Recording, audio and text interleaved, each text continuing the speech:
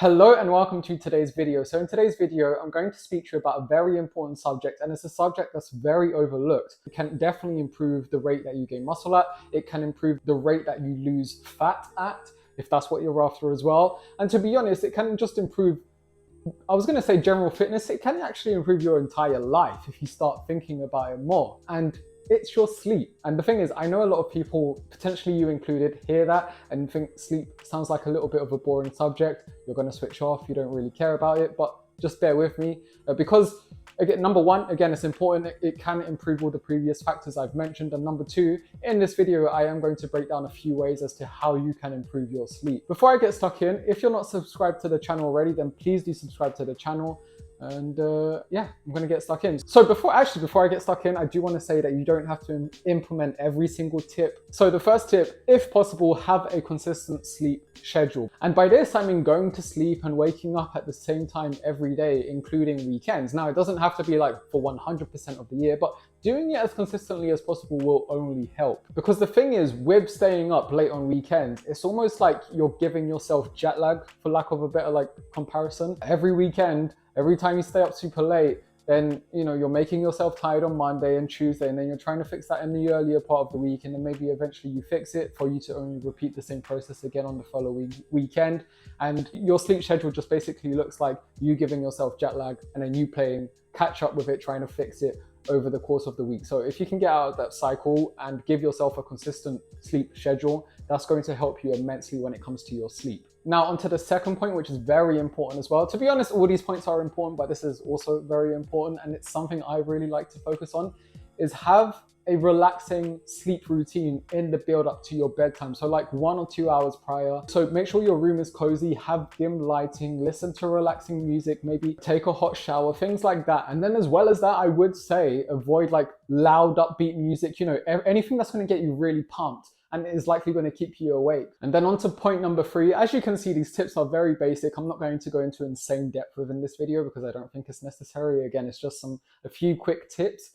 Point number 3 is make sure your bedroom is just set up to be a good sleep environment. And by that, I mean actually invest in good bedding, good bed sheets, like comfortable pillows. I would recommend a pregnancy pillow because it's super comfortable and because it's worth it. When you think about it over the long term, you're gonna sleep in that bed maybe every night, maybe, or at least most nights throughout the year.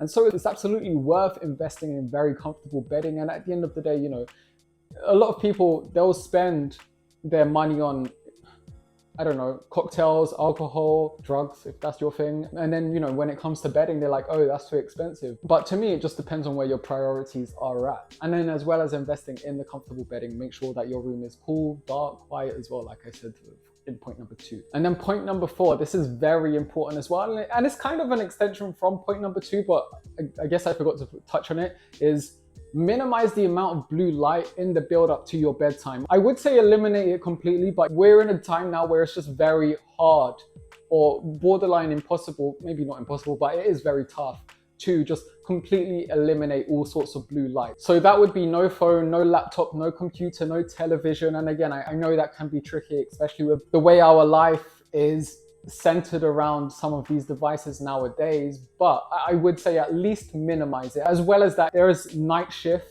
on these devices nowadays, and yeah, I think night shift. I feel like there's another setting that's like nighttime / sleep friendly, but I'm forgetting it. But that's definitely something to consider. And the reason why is just basically because blue light impacts your body's sleep hormone, and it tells your body that it's still daytime when it's looking at this bright light, which is again why you want to minimize it and why you want to be putting it on night mode. Are those approaches perfect? No, but they certainly help. And then point number 5 is avoid caffeine, large meals, and alcohol close to bedtime. That's if possible, of course, because they can and will interfere with your sleep. So for example, potential swaps here could look like switching to decaf instead of regular coffee, if you're going to have, again, coffee later on in the day, or having maybe, instead of a large dinner, have a large lunch if possible, and then a smaller dinner. And then for my last tip, which is tip 6, it's the 30-minute rule, which is just a name I made up for it. You can call it your own thing, which is if after 30 minutes, you still haven't fallen asleep yet, instead of still trying to force yourself, because sometimes that just doesn't work, and then,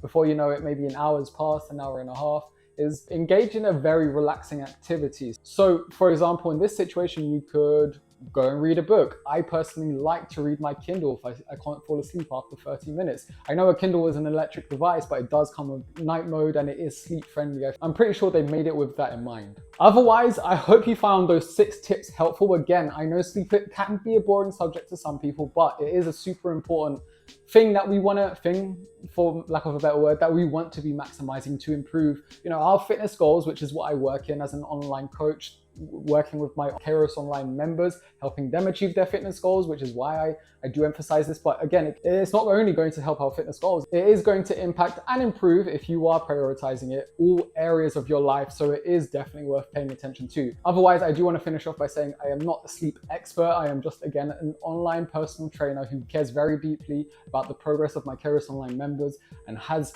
gone out and researched these things to make sure that I am, again, providing the best service. And I wanted to share that with you in today's video. Otherwise, if you found this helpful, potentially share this video with a friend, like the video and subscribe to the channel. Take care, and I will see you around.